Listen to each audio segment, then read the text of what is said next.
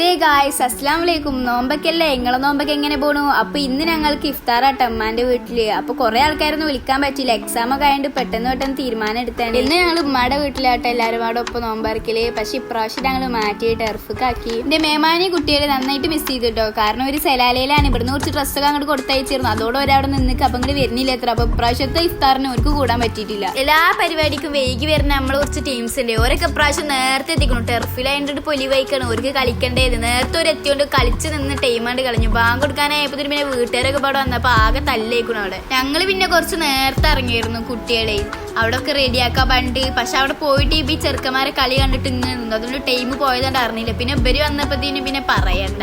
പിന്നെ എന്താ ഉണ്ടായെന്ന് അറിയില്ല, വേഗം അതും ഇതൊക്കെ ചെയ്തൊക്കെ സെറ്റായി. ഇതൊന്നല്ല, ഡെക്കറേഷനൊക്കെ കുറച്ചുകൂടി ഒരു അടിപൊളി ആക്കണം എന്ന് ഞങ്ങൾ കരുതിയതാണ്. പക്ഷെ കരുതിയിരുന്നു, പക്ഷെ നടന്നില്ല. പിന്നെ വല്ലാണ്ട് അത് പറഞ്ഞ് കളിക്കാനും നിന്നില്ല. കാരണം ആ ടൈം ഞങ്ങളാണ് കളഞ്ഞിക്കുന്നത്. പിന്നെ ബാങ്ക് കൊടുക്കാൻ വേണ്ടി കുറച്ചേരം കാത്തു. പിന്നെ അങ്ങനെ നോമ്പൊക്കെ ഇറങ്ങി നിസ്കരിക്കുകയൊക്കെ ചെയ്തു. അതൊന്നും വീഡിയോ എടുക്കാൻ പറ്റിയില്ല. പിന്നെ കുറച്ചേരം അവിടെ കളിച്ചാൽ ഫുഡ് കഴിച്ച് കുറച്ചേരൊക്കെ വർത്താനം പറഞ്ഞ് എന്താ പറയാ, നല്ല രസമായിരുന്നു. പ്രാവശ്യത്തെ ഇഫ്താർ ഞങ്ങൾ പൊളിച്ചു തന്നെ പറയാ.